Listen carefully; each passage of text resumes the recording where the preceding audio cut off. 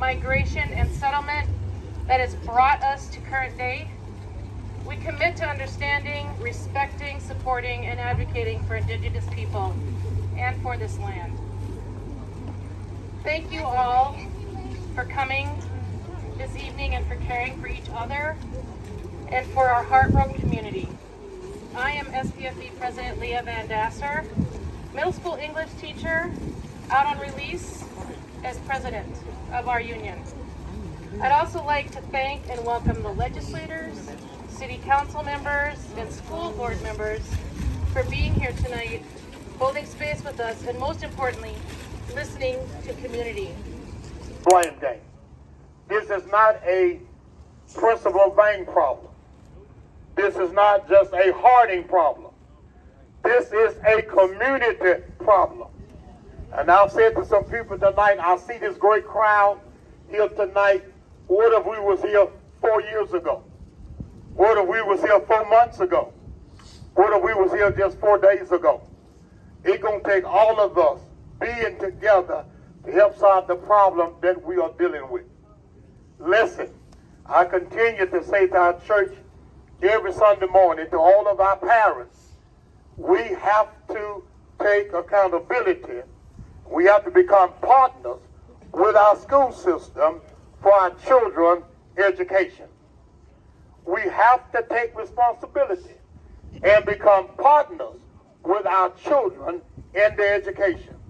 When I walk these halls of Harding, we constantly say, we need you in class, because this is my statement I say to my children. I need you to get some knowledge in your head. I need you to get God in your heart. So one day you can have money in your hand. And if you don't get it here, guess what?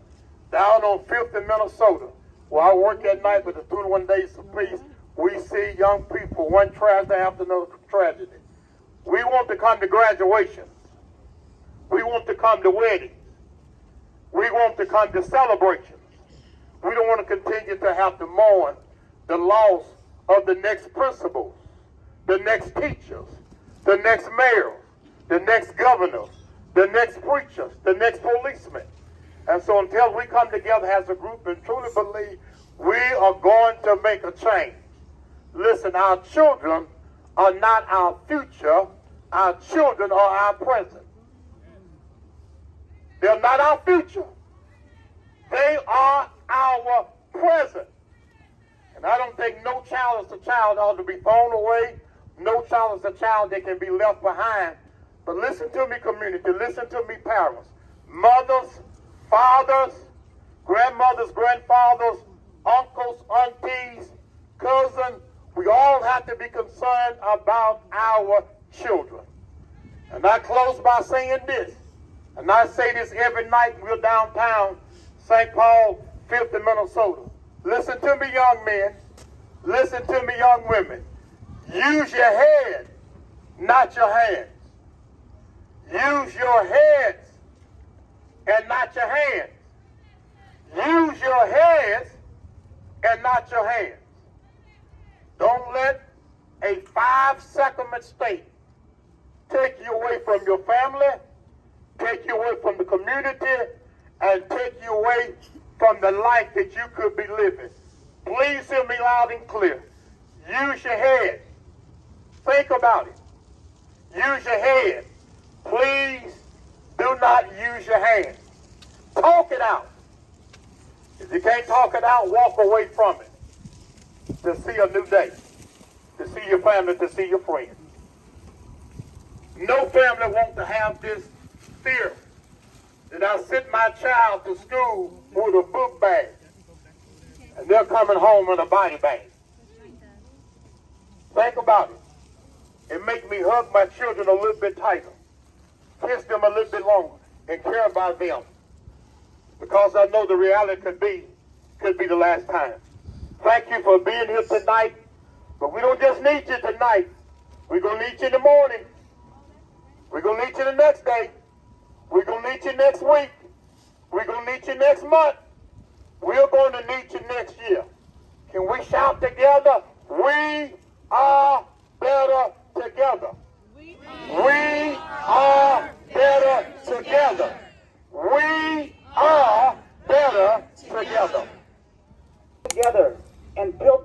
schools for our students here in St. Paul, to give us strength and have that courage to listen to each other. All the adults that are invested in our students' future, that are invested in our students' present, let's have that courage to listen to each other. Let's have this tragic event strengthen us to do that. Our children deserves it. Our children demands it. This community demands it.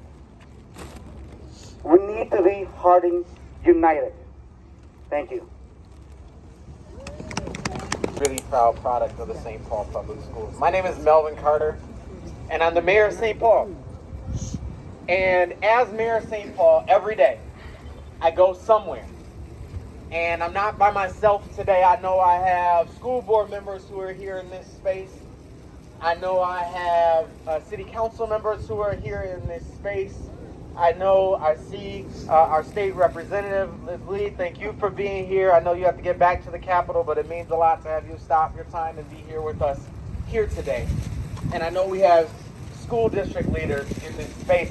Every day I go somewhere and I get a chance to tell folks, I always start with why I'm really glad to be here. And let me tell you, I love Harding High School. I love this school community.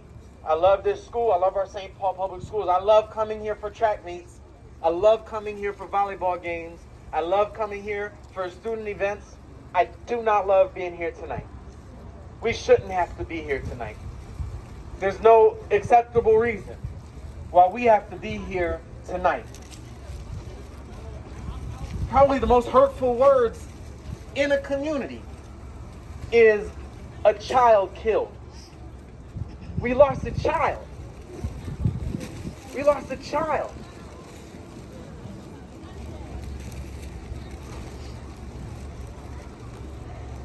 And it's hurtful. It makes us sad. It makes us angry. It makes us reflect on ourselves. It makes us reflect, Reverend, on each other. And that question, what could we do? Because if you've been paying attention, you also know that this is not our first time experiencing the trauma of a child hurting another child.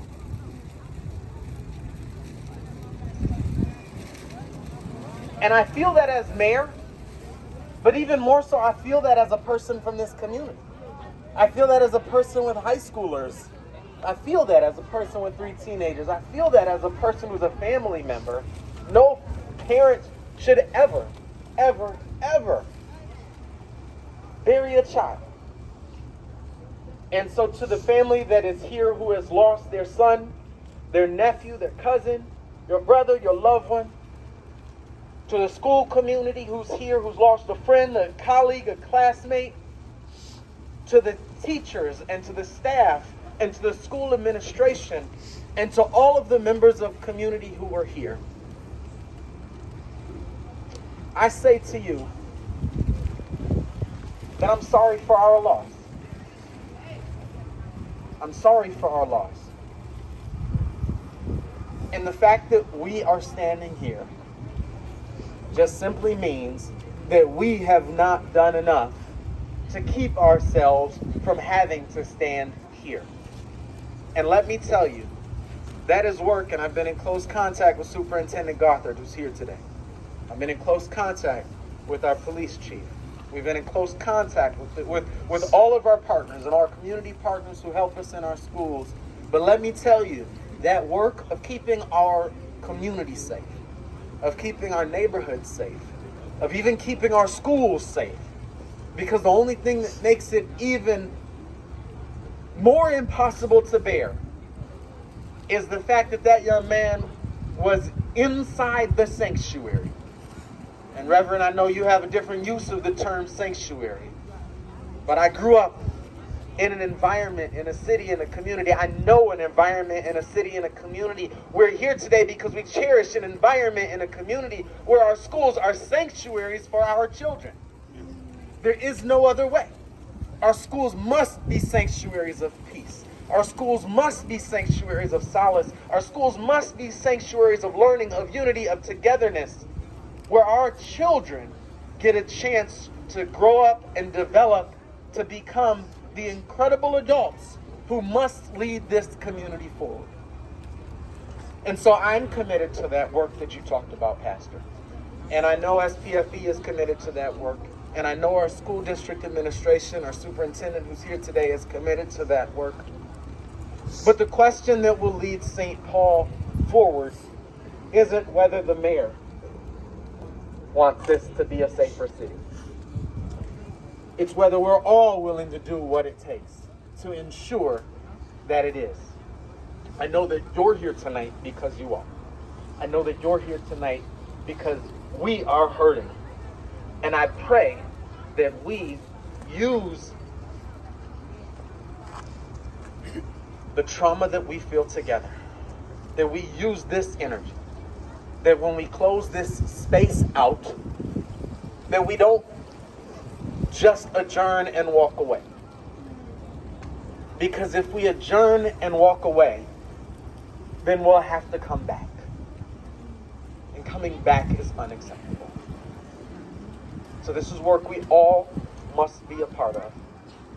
I thank all of you for being in this space. I thank the students who have led us in this space and the alumni who lead us into this space. I walked in here needing a reason to be hopeful, and seeing the students and the alumni and our student body president here, you've given me reason to be hopeful, and I appreciate that.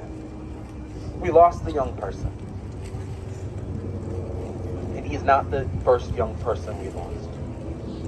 Not this year. Not these past couple of years. Not these past couple of generations. Take a moment for me.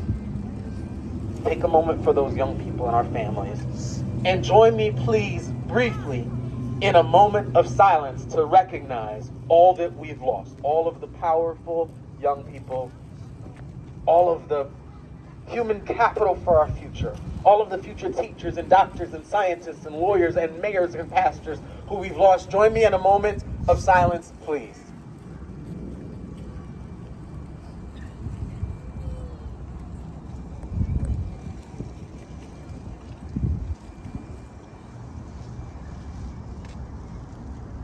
Thank you.